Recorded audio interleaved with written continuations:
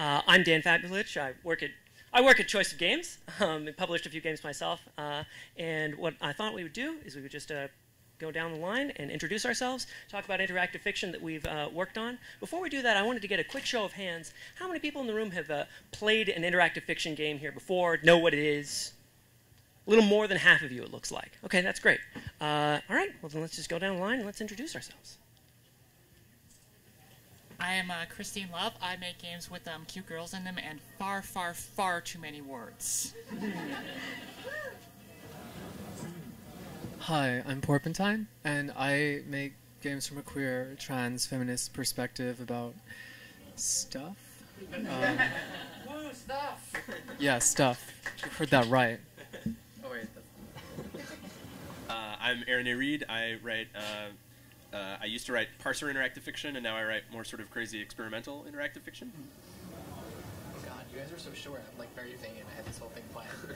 Well, we're gonna do whole things after this. Yeah. Well, introduce yourself. Let's start there. Zach Sergi. I am a TV and fiction writer, and I wrote a novel called Heroes Rise for Choice of Games about superheroes, and the sequel's coming out as well.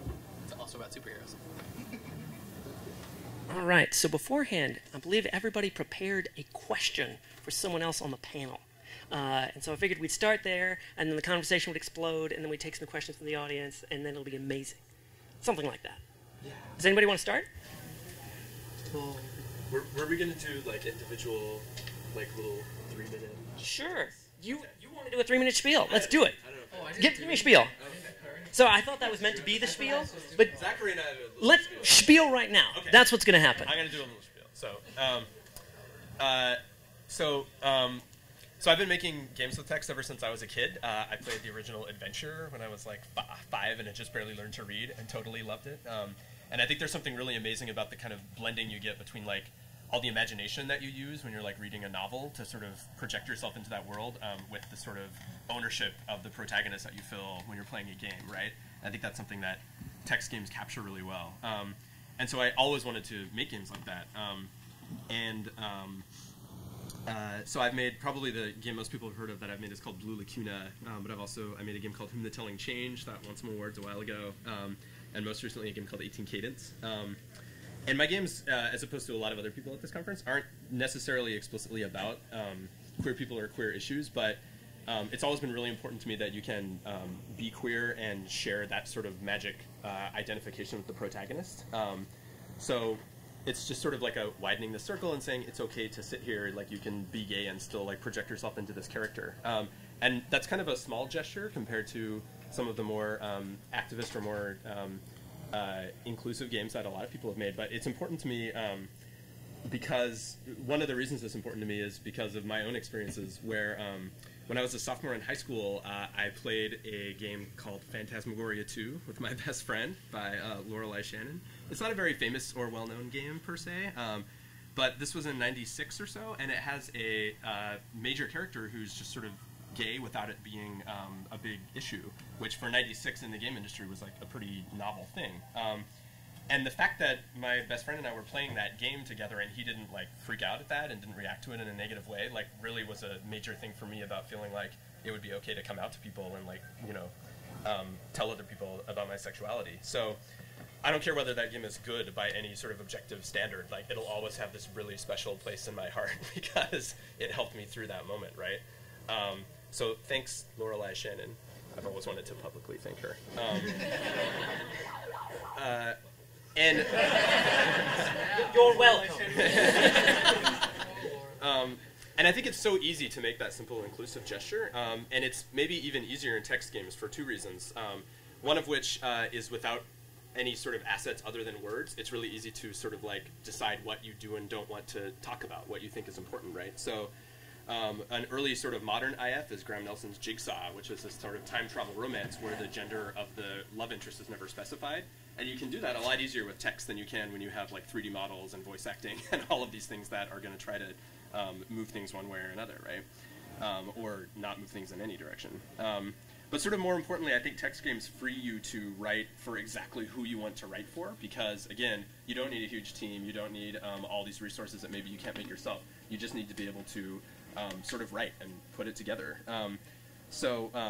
there's a game, another IF game called Gunmute by CEG Apache, where you sort of play this grizzled cowboy in this post-apocalyptic steampunk world who's trying to save his boyfriend from bad guys.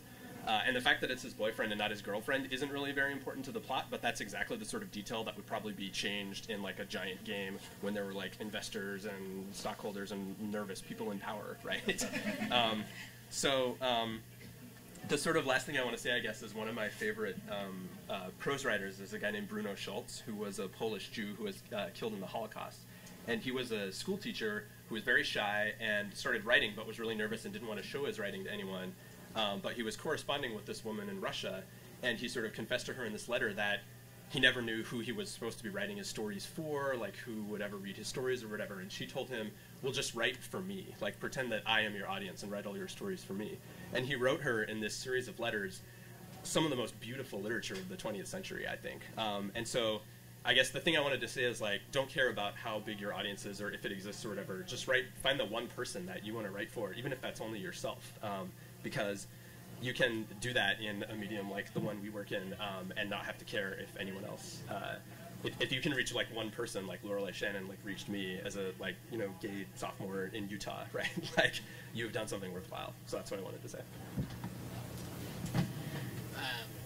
So I have a less formal spiel, but just getting to know who I am a bit.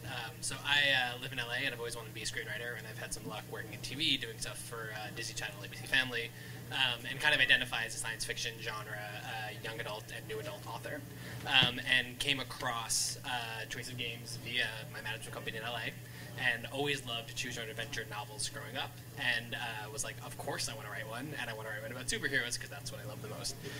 So Heroes Rise takes place in a futuristic society where superheroes have become the ultimate celebrities, and it chronicles your struggle to go from a nobody to a somebody, not unlike the struggle that most people go through wanting to become a writer, actor, or anything that is a passion.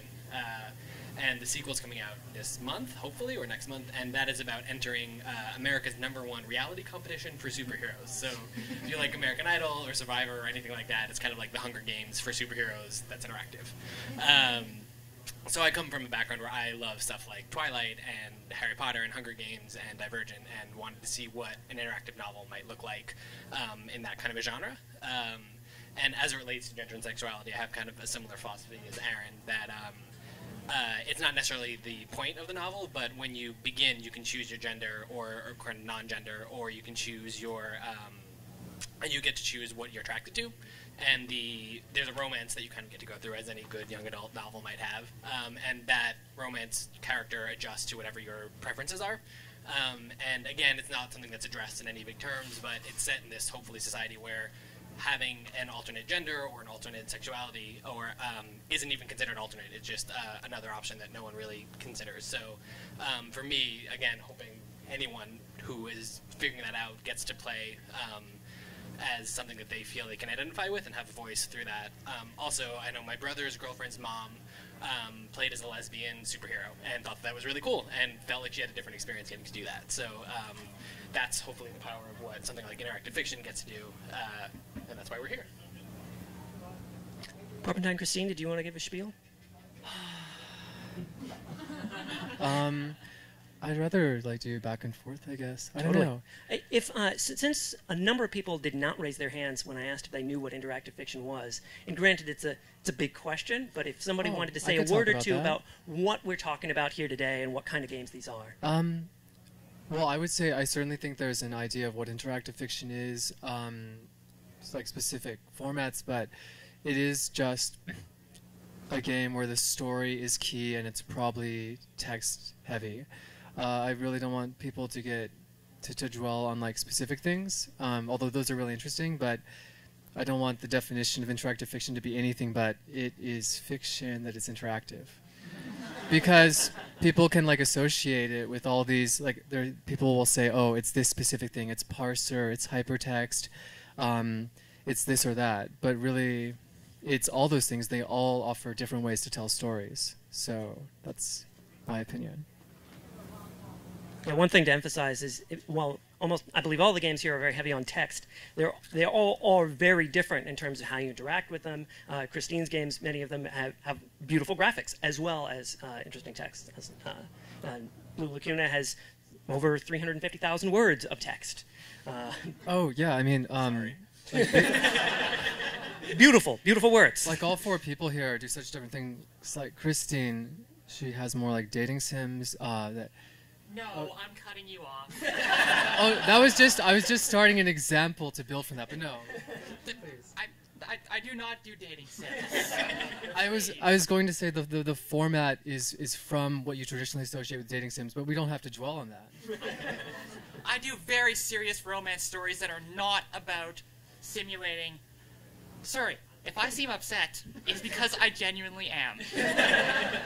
Traditionally, dating sims are very sort of like they are often heterosexual wish fulfillment that reduces I cannot cite who came up with this metaphor, but basically reducing women down to they're things you put kindness coins into and sex comes out. And I feel like this is what most people associate dating sims with, and it's not unfairly so.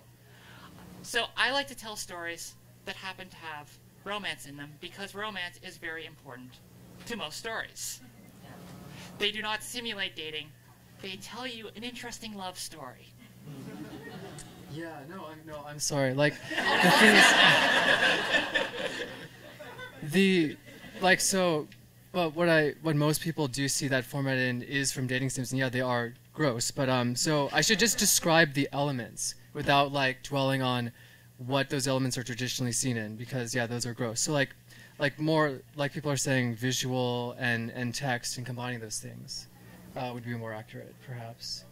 Like compared to mine, which is just hypertext, very rarely do I have pictures. It's just like a web of words, and each word has like certain words are highlighted, and they go to different places.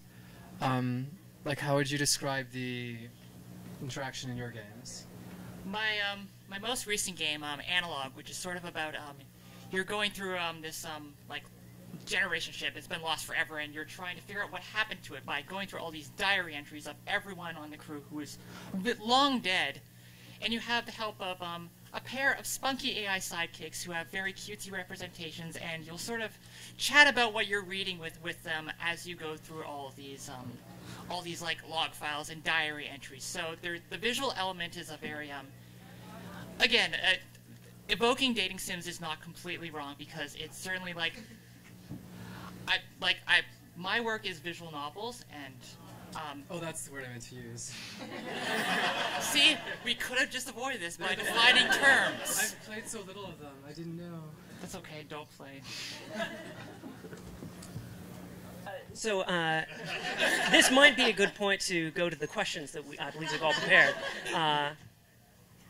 If anybody wants to start off with their question, go for it. So, for those of you who haven't played Blue Lacuna, there are two, and correct me if I'm wrong on any of this, there are two potential romance interests, and one of them is named Room, and you begin the novel by specifying your gender and which gender you are attracted to, and then Room will be written in the style of whoever you are attracted to. And there's another character kind of later, or not that much later in the book, named Progue, who is not gender variable. So my big question is, what informed the decision to make Room gender variable and Progue not gender variable? And how do you think that affects the kind of four different sets of readers, and does it affect their individual experience or not? Right. That's interesting. I think it's because Room started out as a much less important character in that piece. The setup of the game is that your character has this sort of magical ability to travel between worlds by creating art that represents them, and then they can go into that world. And this is a concept that has been seen a lot before, but the sort of the part about that interests me is, what if you could do that, but you could never go back? You could never return to the world you came from. So every time you used your gift, you'd sort of be cutting yourself off from anyone you'd ever known, any world you stayed in. So Room initially started out as sort of a thing to complicate your initial leaving, where you were already in a relationship with someone who you might be in love with, but then you felt this sort of pull to go, that someone needed help in this other world. So initially, Room was just sort of this like roadblock in the way of the story. But the more I sort of developed that character and thought that, wow, that's actually a really important like moment, the character got more complicated. But it started out as being a thing where, like I was saying, it was important to me that I wanted you to experience what it would be like to break up with someone of the same gender that you are interested in, right? But Progue, yeah, it's really interesting. I guess I had I think it just Talk a little about who Progue is first, those who haven't played. So Progue is kind of this, kind of a castaway. He's kind of this middle-aged guy who was also a wayfarer, which is what these people are called, who can travel between worlds. But he lost, basically, his wife died, and he and his two daughters ended up on this island that was going to be this place where they could sort of like get over this and heal. But then some stuff happened, which I don't want to spoil, and he kind of went crazy a little bit. And basically his daughters ended up kind of having to raise themselves because he had sort of lost his mind and eventually sort of like left him. And so he's sort of this, when you meet him at the start of the game, he's kind of this broken person who your sort of first task is to convince him that you're not a hallucination, basically. But yeah, I guess in my mind it was mostly that, I think that's kind of what it is in my mind, the impetus of his character was that he was a father, and that's a different kind of role than a mother traditionally, right? And the sort of fatherly things that I wanted it to do sort of set that gender in my mind, whereas the important thing about Room was that you were in love with Room, right? And that didn't specify a gender. So I think that's kind of how they developed in those two different directions. It's also, Progue is in a lot more of the game, and it's a lot harder to make all of the code be totally gender neutral. Part of the reason is just because there's only, I mean, this is always the battle in interactive fiction. You want to give your reader as much choice as possible, but then you have to write as much as possible to match that choice. So I would imagine that's part of the decision. I was telling Zach this story last night, but so there's, as Dan said, like 375 or something thousand words in Blue Lacuna, and there was one place towards the end of the game where I forgot to put in the code to put the right gender pronoun for Progue, or for Room, actually, I think, because Room comes back later in the story. And so it would print, it would always print like she instead of he or she, as the case may be. And somebody got this bug whose Room had been a different gender and sent me this really angry email saying, "You changed my boyfriend into a girlfriend at the last scene of the game. You ruined everything." If you really want to piss people off, do so that. So it's like I've gotten equal angry emails like, the gender pronoun is wrong here. And it's like, I'm sorry. So, 374,999 words were right, and that was the wrong one to mess up. So, yeah.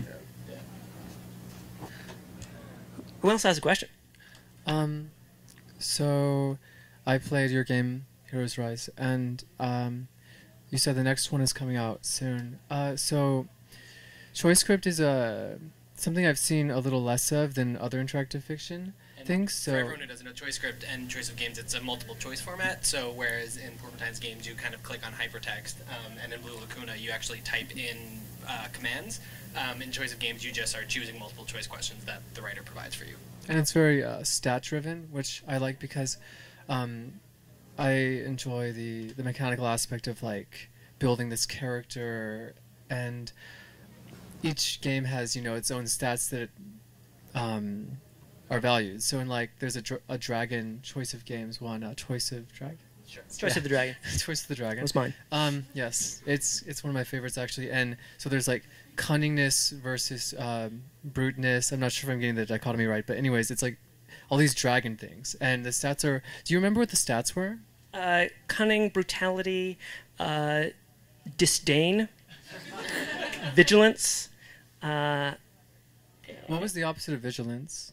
Disdain. Basically, you could be attentive to what people were doing, or disdainful for anything less than a dragon. And I like that a lot because it's not just like, I mean, some people might be like, oh, okay, dragon this is good at attacking, or being whatever the opposite of attacking is, talking maybe.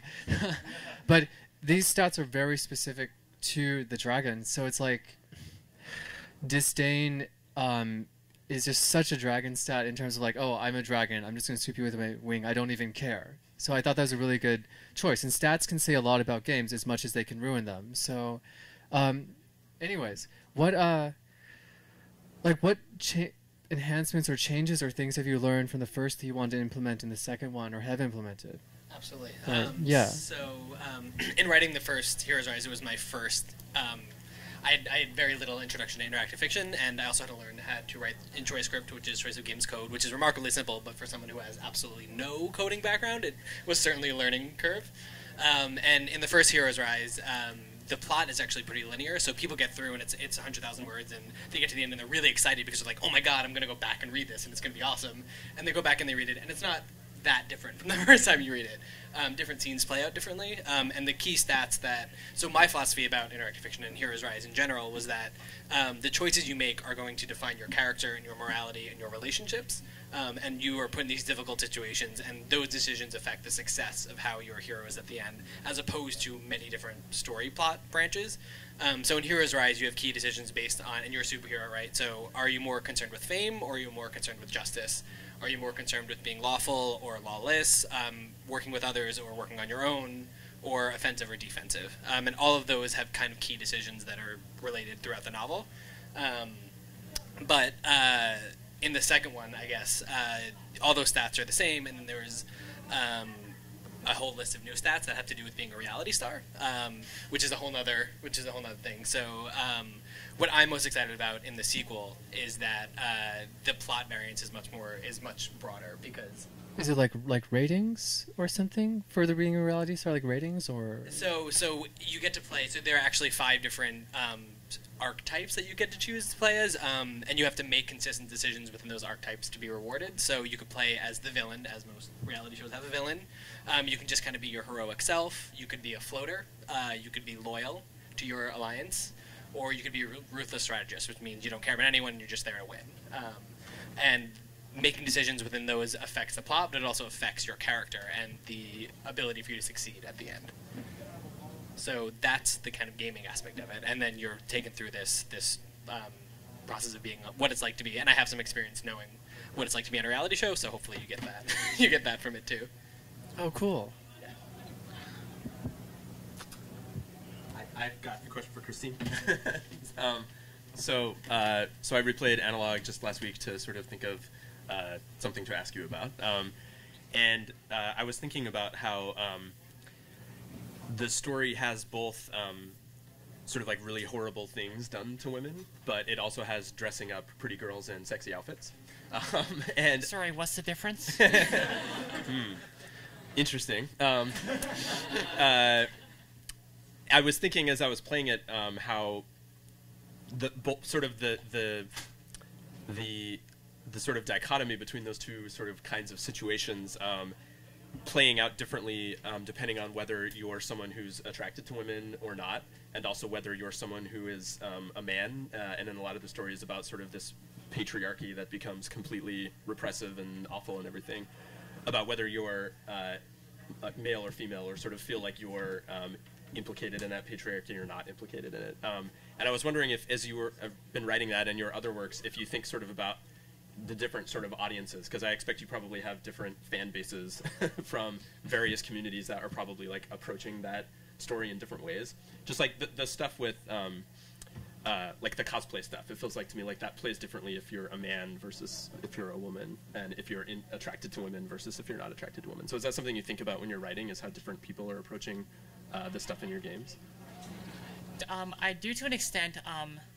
Honestly, like, the biggest thing in Analog is that there's one character who is sort of from this, the game is based on an era of Korean history which was brutally misogynistic, and that's sort of what the game is exploring. It's exploring the women who survived in this patriarchy. And one of the AIs is, a very modern girl, but the other is a woman who learned to cope with this world she's from by being incredibly misogynistic. Like, she's really brutal, and the first thing she asks you, like, the moment she meets you, the first thing she asks you is, okay, are you a man or a woman? And this completely colors every single thing she says. Most dialogue choices, a lot of them, if you're a man, they'll have 2 right answers, and, like, it's all binary choices. So, no matter what you say, she'll go, oh, okay, that's wonderful, that's interesting. If you're a woman, there's no right. There's no way to win with her. Like, she starts off asking, what's your age? And your choices are, oh, I'm just a child, and oh, I'm an old woman.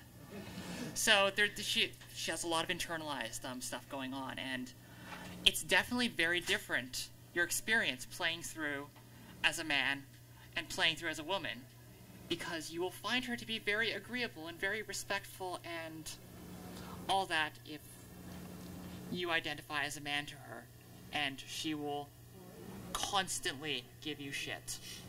Like, the content is the same. Like, you're going over the same things no matter what. She's just so much less impressed with you if you're a woman. But I didn't want this to be based off, like, the actual player's gender. So what I ended up doing is that there's an achievement in the game for seeing both sides, for starting a game as a man, then starting the game as a woman, to see just how bad she is. This person you thought was very nice, very respectful. I feel like you know, like most women playing would probably assume that's how it's going, but male players were pretty surprised.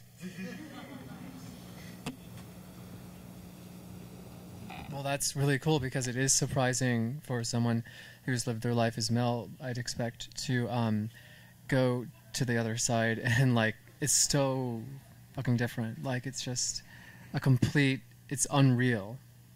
So, yeah, I really appreciate that decision. Okay, so Porp, everyone else here, I feel like our games are queer in that we have love interests that we like. Like, you know, we make games about having that include the possibility of having a male lover or having the possibility of lesbian relationships. Yours are much more complicated than that. Your games are very queer in a very radical, the sort of existential way. You're very concerned with physicality of bodies, and you're queering that, which I think is, you know, much more radical than, oh, no, the anime girls you're dating, they're lesbians. But, and so playing one of your games is, I find it to be a very overwhelming experience in, just, like, figuring out, like, how am I embodied, and it's being fucked with as you go along through the story. Are you talking about Cyber Queen? I'm talking about Cyber Queen, Cyber Queen is certainly a very good example of that changing over the Yeah. as you are very brutally treated. But I could someone say a few words about Cyber Queen for those who have not had the opportunity to play it? Do you want me to, or do you want to? Anyone may. Cyber Queen is it's, if you know Showdown from System Shock, it's a game that has her as the love interest, and she is not very kind to your body. In fact, she is sort of trying to destroy you. But also, In a good way. it's, yes, in a good way, in a good sensual, in an erotic way. Sensual destructive. It's a very intense experience, but I feel like a lot of your games are definitely about variable embodiment. Could you tell me more about what informs this? Well, full disclosure, I have a body, and What? Outrageous! That's a little too far. it is a repulsive concept, the idea of having a body and being corporeal, but we must get used to it, I suppose. I mean, yeah, I do feel that visceral is something I care a lot about, and just fluids, flesh, like pain, these are things that, but also like joy of bodies is very important to me. I mean, everything is centered on the body ultimately, because as much as we like to look outward into the world and make things theoretical, everything is informed by the body. The body is the lens, and when a lens is damaged, the experience is very different. So I'm interested in talking about experiences of shutting down and struggling and pissing yourself, or just like losing control in some way, having brain damage. Like, these are things I'm interested in talking about. I'm interested in what it's like having a body when it's failing on you, when it has betrayed you in some way, or when it's going through some kind of change. But a less violent, erotically violent way that I used that was, I think one good example was in The Sky in the Room, which is I guess you could call it kind of a cyberpunky game, but there's this one part that I like where there's this sex scene, but until now, no gender has been discussed at all. Everyone assumed the protagonist was male until that point, basically, because, you know, it starts out with you shooting someone and stealing drugs from them by having these surgical blades come out of your fingers and dig around. And that role, they're like, you know, probably imagining some cyberpunk fucker in a trench coat, whatever, you know. You associate these protagonists with males, and then it's like, oh shit, I'm a woman, but I also have a cock, and my partner is my partner's a woman, and she has a cock, and I kind of have a vagina, but it has like an anemone implants that are all like glowing biofringes, and it's kind of like this enjoyable paralysis. You know how like it can feel good to get poisoned sometimes by wild animals, in like certain animals, or like, I mean, it's just a matter of dose. But anyways,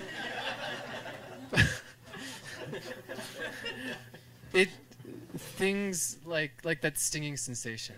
So anyways, and this sex scene just happens, and it's just like it's just happening, and it's not commented on. So it's just natural, and I'm interested in things that are talking about bodies, the way bodies can be different is natural, and not having to shine a big spotlight on it and take it seriously. And then the story goes on as normal. So that was just as normal. I don't know. That was something I liked. What was the question? Doesn't matter. You got it. So I imagine a lot of the people in this room might have questions. I have some questions prepared of my own, but if somebody wants to shoot up a hand, I'd be happy to move the microphone. Yeah, sure.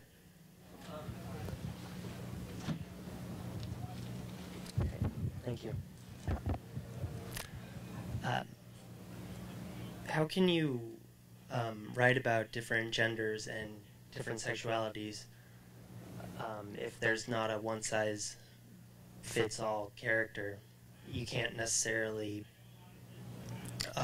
write a character and then stick a label on it. Quirks come with your sexuality, with your gender, but how do you put yourself in the mind of your character when you don't necessarily know how that's going to be? Can you share some approaches you guys use? Yeah, I can.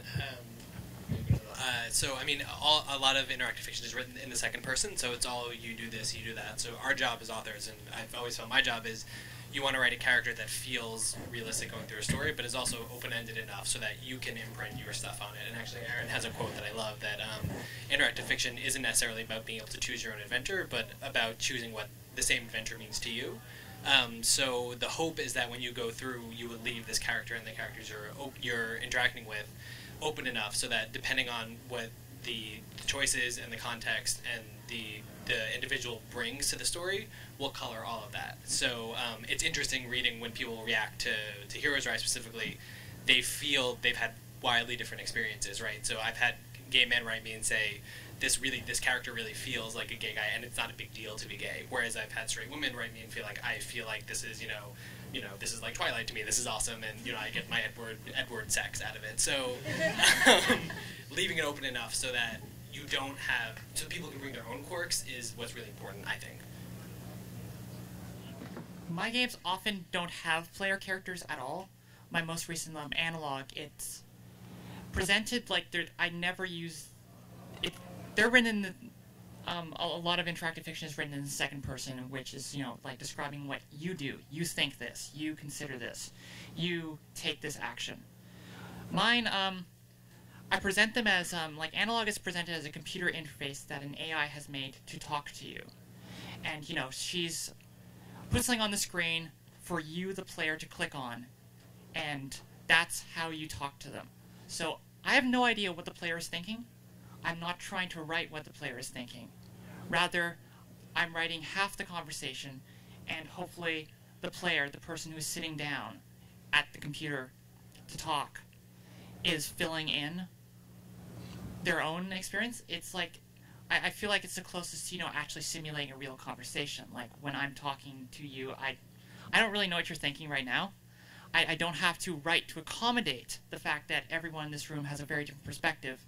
All I have to do is write what I'm saying, and many of my games have a very similar approach, and as a result, I feel they are very easy to get into. If the character you're talking to doesn't misunderstands, says something that totally doesn't represent you at all, you can just say, "Oh, wow, she really got me wrong there. This person I'm talking to had a misunderstanding," which often happens in conversation. One thing that question made me think of was, I think part of it is figuring out when or if gender is important to the particular story you're telling. So there's an amazing novel that I hope someone here has read by Samuel Delany, Stars in My Pocket, Like Grains of Sand, if anyone's read that. But it's set in this very far future and there are aliens and there are all kinds of genders and everything going around, and the way it uses pronouns is the viewpoint character will always use female pronouns for normal people, but male pronouns for characters that they're attracted to. And that's the only time gender is ever specified in the book. So if you haven't read fiction that does that before, it's weird, because at first it'll introduce a character like a rugged space pilot or something, and you might catch yourself doing something like assuming it's a man, right? But then you're realizing, you're like, oh no, I don't know if it's a man or woman. And then you realize it doesn't matter. And if it does matter, the character will start using a pronoun to indicate that it matters to them, that they think this person is hot, right? So, so in that story, that's how gender became important, right? So, so I think it varies from one project to another, but there's sort of like a spectrum, right, between gender is never important and gender is always important, philosophically, right? So on the never important end is maybe like an RPG where it's like your gender has no effect on your stats or anything like that, right? But then in maybe a more realistic world talking about social issues or something like Christine's game, gender is extremely important, right? So yeah, I think it's figuring out for the story you're telling how that matters and why that's significant. I would add that, I mean, to build off what people are already saying, yeah, I feel that a strength of good writing is to collaborate with the reader and not like tell them what to think, but instead give them glints to just suggest things to them, because that's the most powerful thing you can do. Like, you don't need to do all the work.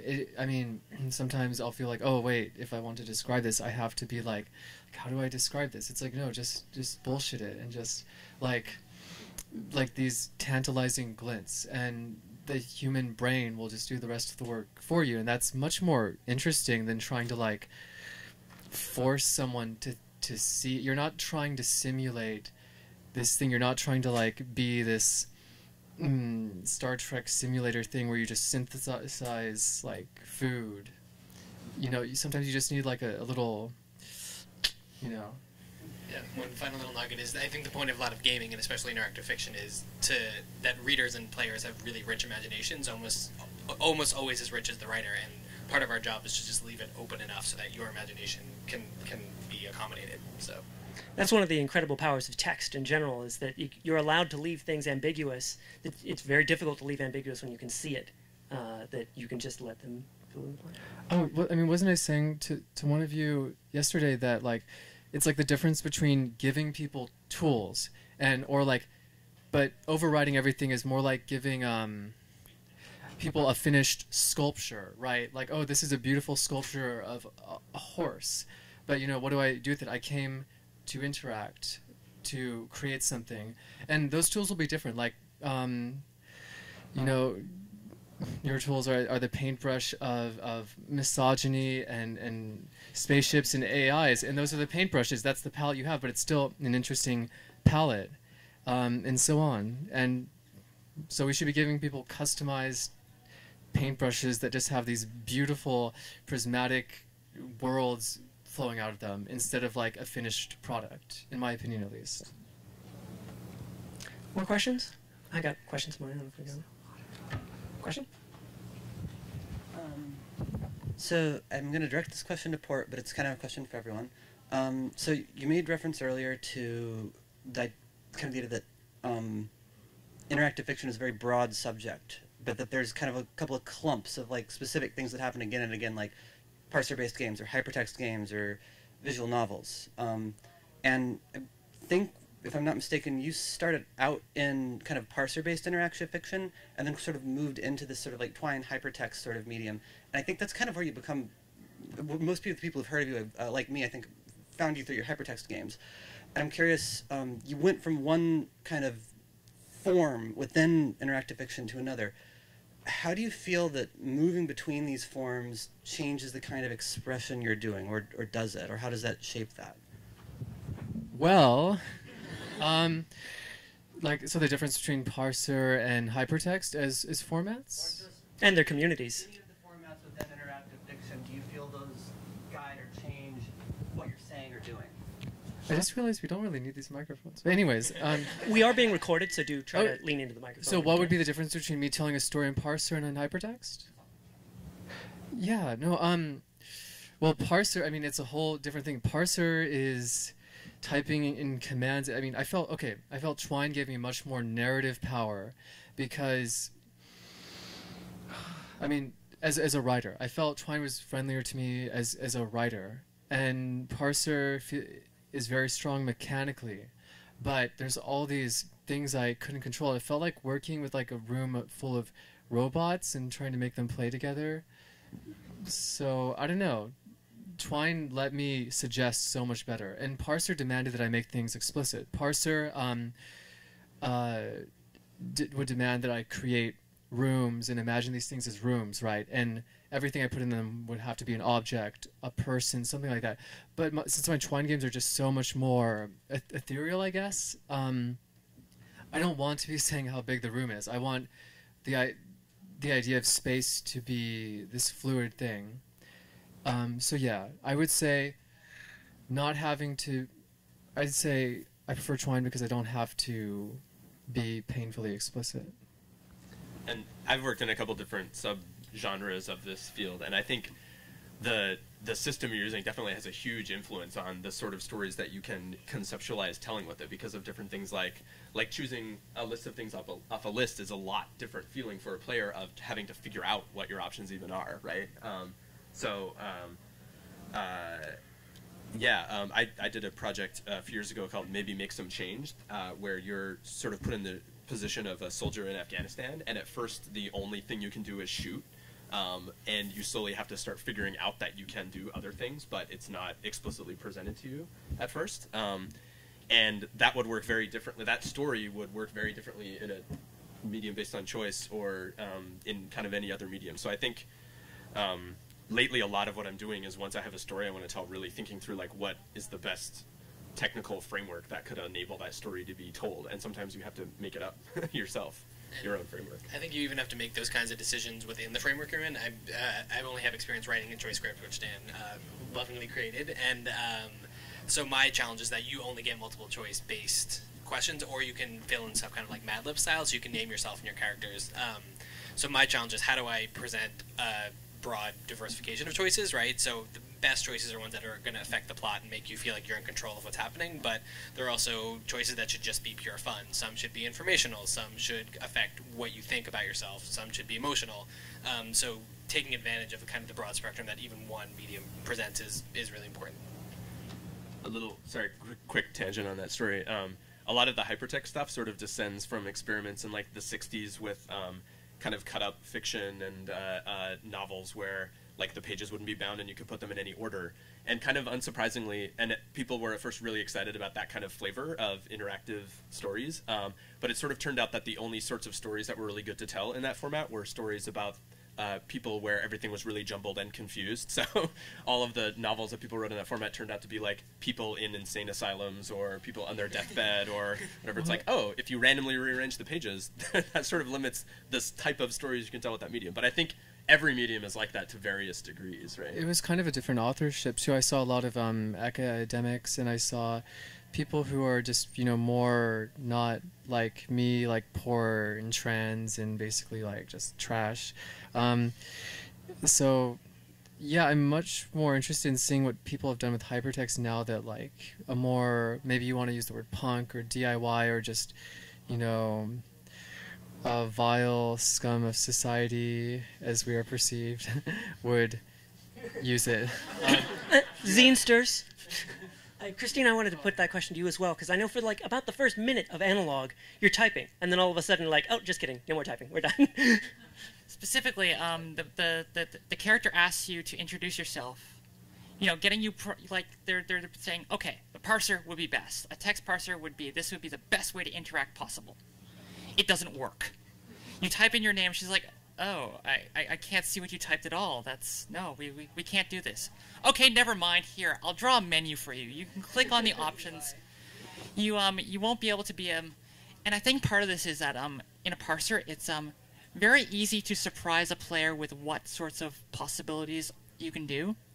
You can have puzzles that revolve around making the player have to figure out what sort of action you can take. You can surprise the player with what actions are available to them very easily. Whereas if you're presenting a list of choices, you can surprise them with the outcome of what those choices are, but you cannot surprise them with what actions are available to them. So, like when I present a conversation that has a narrowly defined set of answers, I sort of do this because this is presented as the character who is asking you the question. They can only imagine two possible answers. So this is them inserting their own voice to, compensate for otherwise it's the author inserting their own voice and saying, oh, well, I think there's only two possible answers to this. Whereas in a parser, you can be very surprised, and it often requires a lot of imagination, and it accommodates imagination, I think, a lot better. In Blue Lacuna, you try to make Progue realize that you're a real person. You can be attacking him or kissing him to give him the hint that you might be real. Just whatever comes to mind, you do that. Right. There's a beautiful moment, and I won't say the name of the game in case anyone hasn't played it, but in a pretty famous work of IF where you seem to be sort of stuck in this like maze of canyons, and you slowly start getting these hints that you're not who you think you are, and you finally sort of realize that you have wings and you can type fly to escape the maze.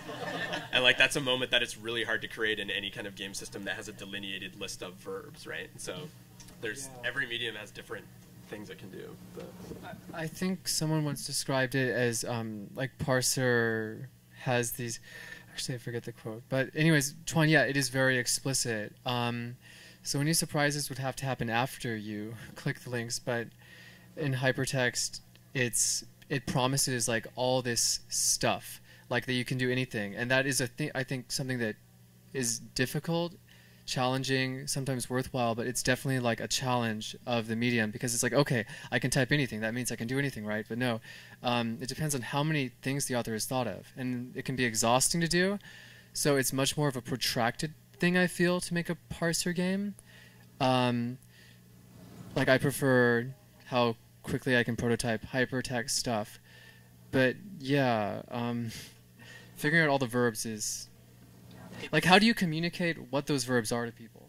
Like, you don't want to just be like some people just give you a list of the verbs you can use, but what if you have verbs like you said, fly, that you don't want people? Could you describe actually how people figured out that fly was the verb?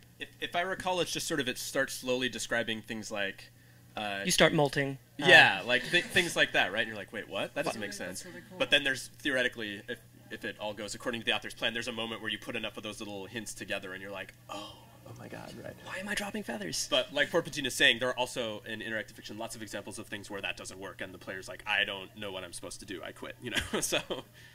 Notoriously, one of the things I'd like to do is a Starbucks usability test, where you just go to a line at Starbucks and you pull somebody aside, like, I've got an app, I'd love for you to try it, here's a Starbucks gift card, I'll buy you coffee, and you try to sit them down to play it, and these parser types of games, sometimes you sit them down to play them, and they are literally unable to play. Not just that they aren't not interested in reading, but like, I typed something in the little box, and it said it didn't understand me, I don't know what to do now, what do I do? And you can just imagine a player of yours downloading that from the internet where you're not sitting next to them and being encouraging. You're like, what do I do? And for those wondering, Starbucks did not sponsor this panel. We were just all really enthusiastic about caffeine. Oh, man. There you go. I think more questions to the Mac. Or are we... Oh, oh, you just shouted at the... No, just shout out. Okay. Very broad question. So let you guys decide between I'm sorry to interrupt. What innovations like to see interaction fiction go towards? Like to be able to like smell a pie if you come across a pie in an interactive fiction game. Like if you type pie or click on the link pie, you can like smell it. No, actually that's a really bad answer. I can just imagine the smells that would come out of Cyber Queen. I think it's going in so many innovative directions at once right now. It's kind of mind-boggling, right? Like things like Howling Dogs are so like beyond what other sort of games are doing right now. I think text games is where so much innovation happens because it's so low cost to experiment and to do stuff that's not necessarily commercial and not necessarily going to find an audience. You can just try it and see if it works. And what did you say? You wrote that in a week-ish? Howling Dogs? Yeah, I mean, I feel that was, I mean, relatively traditional compared to most of the stuff I make, like, since then. Yes, that's all I had to say. I mean, and it took me a year to write the first one, right? So I'm dealing with stuff that's much longer and coming from a more traditional media background. So I would be fascinated to see how, I think text-based is wonderful, but can we do this for movies? Can we do this for TV? What would that look like? Would that be as fun as it is for interactive, just fiction? I think especially with this new generation of, I mean, we all have devices, and especially the younger you are, the more you're raised with these devices, and the more autonomy you want to have over them. So what is interactive going to look like 20 years from now when... and I think it's really cool that there are people. And the other thing I would say is I just want more people to be doing it. You know, I think it's really accessible for everyone. So that's amazing. I'd really like the tools to become more accessible. The amazing thing about Twine is that unlike, the tools that I traditionally work with, which are very, require me to write Python code and for me to understand all sorts of complicated scripting and to have a programming background, Twine is something that anyone can pick up and do and tell their own interesting stories. And I feel like I would love to see more like that, things that are more powerful. I feel like it's impossible to get into writing interactive fiction without a technical background if you're not viewing something like Twine. And and Twine requires you, it makes you tell a very specific type of story. I would like more types of stories to be accessible to more people without requiring you to have studied programming for so long. Plugging choice of games a little bit. There is just I didn't pay him to do this. Well, sort of. Choice script is so doing multiple choice-based games. You can really read a 2-page tutorial on how to write choice script, and it's something you can, on kind of a preliminary basic level, pick up really quickly. And choice of games has a really wonderful kind of like fan-generated and will boost fan-generated games. So that's another platform if you're looking to get involved. Yeah, I feel like I heard a lot of people say that the innovation is going to be more. More players, more authors, making more players and more kinds of games. That it's not just going to be more of the same. It's going to be completely different when new people are joining the communities. As you can see, I mean, the four of us have very different types of writing perspectives. So, I mean, imagine if there are, thousands and thousands of us, what the possibilities are. And there are so many, just in the last 18 months, so many new things like the Story Nexus by Fail Better, who did Fall in London, and Inkle, which is a whole platform for interactive storytelling, and I'm forgetting a bunch, but like there are all of these new ways you can tell interactive text stories, which is really cool. Yeah, and I'm interested in, because it was hard for me coming into interactive fiction and just seeing, oh, cool, stories about mansions and rich white cis straight dudes, kind of like power fulfillment fantasies, and just like there wasn't really anything there for me. And I know I've talked about this a lot before, but it's good to so there is a demographic.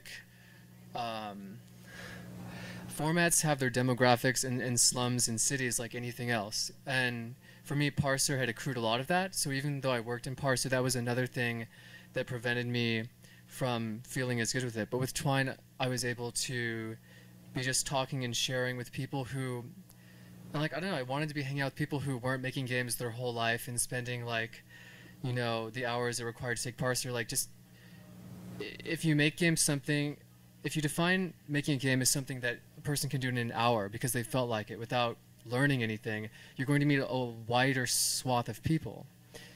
The people I'm interested in meeting, which is everyone. So I suppose this actually puts it back. I suppose this actually puts it back in the other direction of people who spend a lot of time writing. But is there any interactive fiction equivalent to, say, the Thieves World project, where there are several different authors who've agreed to be building up different aspects of the same universe? Yeah, there's a brand new thing called Seltani that is sort of a collaborative story building world that's really interesting. I don't know of too many shared world projects. I think maybe just because it's harder to share code and structure than it is, even with Twine, right? Like you have to look at someone else's structure file. But yeah, like MUDs are still around for sure. Yeah. Oh, sure. There's actually a really robust multi-user role-playing text environment format that's gone on well past MUDs and many other code bases. I've been on a game for 15 years. That's gone very robust. It's run by a guy with a PhD in communications. It's very well written. What's the one you're talking about? Mega Man Mush. Mega Man Mush, which is more of a multi-Capcom theme Mush, but it's a text environment. It's sort of a collaborative storytelling that everyone's telling a single character's narrative, but doing it collectively within certain events in a text Do environment. they get to control Mega Man, or is Mega Man like... Rock is a playable character. Yes. Yeah, there's been a lot of really fantastic mushes and moves set in sort of a fan fiction universe. I know that there's a great, still ongoing Pern moo, Anne McCaffrey's Pern, and so it's a lot easier to share a world when somebody's sort of really done a lot of the work of world building for you, and that's what's going on in Seltani as well, which is set in the Myst universe. Just like, okay, we all have the basics of this world, but I'm going to flesh out this part of the city. I'm going to do this character, and have some structure on it. So with mushes, are those games that are like mechanical and like you say I do something and the machine, the computer decides if it works or not, or is it actually just like you say you do something and the other players by convention agree it happened? Yeah, it all depends on how much structure you want in your game. Some of them very much are just like the traditional parser games where you define a room, the room contains 5 objects, you name the objects, and you can say what you can do with them. But in some of them, they're really almost just, they're just chat rooms. We're all just hanging out and we're having improvisational theater. With like character sheets coded, maybe. You might Yeah, character sheets. Just be like a big RPG. It usually depends on the code base. The code base really defines what kind of interaction you're going to set up. It depends on the code base. MUD is all interaction with the world, very little player interaction, where you go somewhere like a Moo or a Muck, and it's all interaction. The code base just facilitates that interaction. Mushes are somewhere in between, usually so are Moos. Depends how much code. Really depends how much coding someone's willing to do, because depends the people base. The most difficult thing to do is actually to find a coder, because again, like it's such a huge technical background to have that component that often a lot of them fall apart before they ever get off the ground because they can't find a coder. Yeah, I mean, actually, MUDs is something that I think is interesting to study from if we're thinking about multiplayer interactive fiction. And yeah, like right now, getting into MUDs, I feel that, yeah, it can be an obstacle for people because logging into a console or whatever, and it can be esoteric at times, but there's valuable lessons there to learn, even if you're not the kind of person who does like MUDs, because I feel that having text-based multiplayer areas that were focused on narrative and world building and sandbox could be really cool. And like, I'm not interested in the more mechanical parts where there's like, because the combat can get pretty complex, can't it? Depends on code base. It all depends. Yeah. Okay. Some popular examples I've seen, it can get really complicated, and I'm interested in games where like people are just building a world together. Because okay, if you think about multiplayer games in general, MMOs, it's completely dominated by this capitalist perspective that ruins the game and has nothing to do with telling a story or even taking advantage of the fundamental squishiness of humans when put in that space. And it does.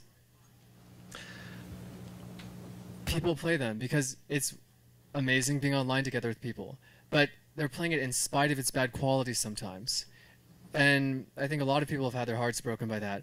And it turns into like a chat room, even if the game is shit. So what if we had a game that was built from those principles and embraced what people actually do in MMOs and forgot about like the terrible combat and the grind and was instead like, this is what people are doing and we're going to let them like do cool things like build cities together and cooperate in interesting ways, like make animal, like a combination of Animal Crossing with like the sandboxness of MUD, something like that. That's something I'm interested in. So, Second Life. Second Life. Before we get on to Second Life, I'm getting hand signals from the back of the room that we have 0 minutes remaining.